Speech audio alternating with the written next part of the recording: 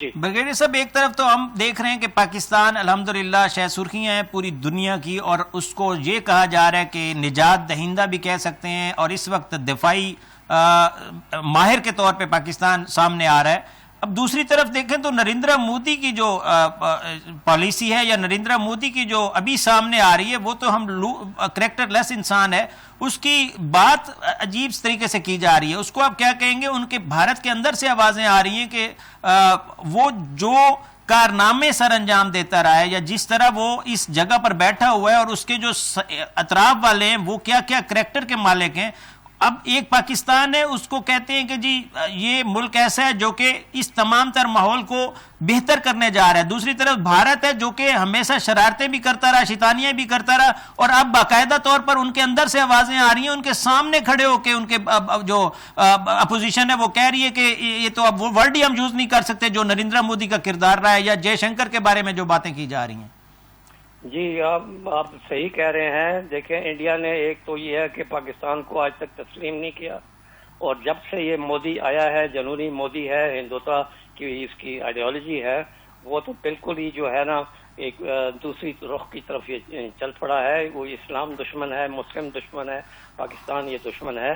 तो वो तो शुरू दिन से ही जो पाकिस्तान को तोड़ने की ये बातें कर रहा है, और यही इंडिया है जो कि 1992 से लेके ये 4 दिन की जंग तक जो है वो इंडिया शाइनिंग था। तमाम दुनिया उसकी बात करती थी, उसकी बात मानी जाती थी। वही यहाँ का नेट स्टेबलाइजर था, और वो हर चीज में जो है वो पेश था, और वो तमाम दुनिया जो है उसको ये मानती थी। यही मोदी को हर जगह बगलगीर ये होता था, और उसी की बात ये सुनी जाती थी। लेकिन वो कहानी अब जो है कहानी रह गई, अब वो किस्सा खत्म हो गया। अब जो है ना पाकिस्तान उससे आगे बहुत चला गया, और एक बुलंदियों के ऊपर ये पहुंच चुका है, वो पस्तियों में जो है ये जाग चुका है।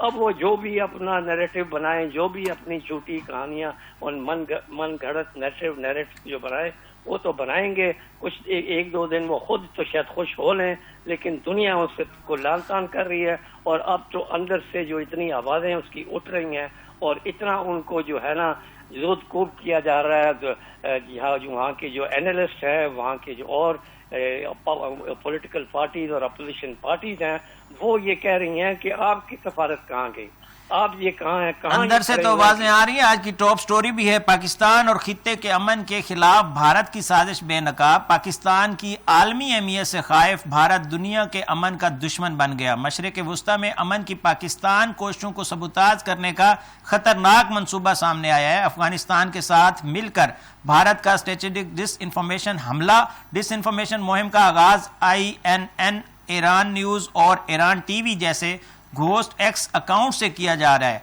पाकिस्तान के खिलाफ मसनूई ईरानी रद्द-ए-अमल अफगानिस्तान से ऑपरेट अकाउंट्स के जरिए फैलाया गया। मरबूत मरहलावार हिकमत अमली से झूठ को सच का रंग देने की कोशिश की जा रही है।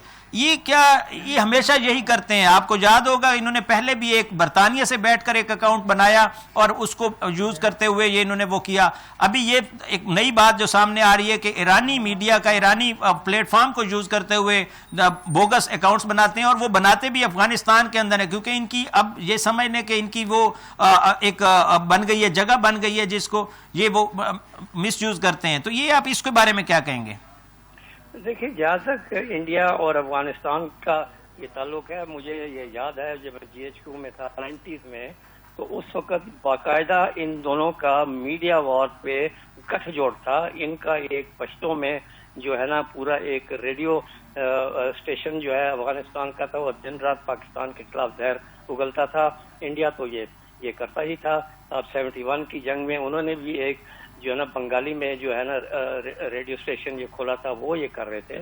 तो वो काम तो इनका बहुत पुराना है। फिर आप देखें 2006 में इन्होंने इंडियन क्रॉनिकल्स जो बनाई ब्रसेल्स में, उन्होंने ये इस्टेब्लिश की, और वो 2021 तक जो है दुनिया का उसको पता ही नहीं चला कि वो जो है ना खामोशी के साथ वो किस तरीके से मुहिम जंग कर रहे हैं, अपने आप को मासूम जाहिर कर रहे हैं, और पाकिस्तान को टेररिस्ट स्टेट डिक्लेयर कर रहे हैं। पाकिस्तान नंबर 1 टारगेट, नंबर 2 उनका चाइना ये टारगेट।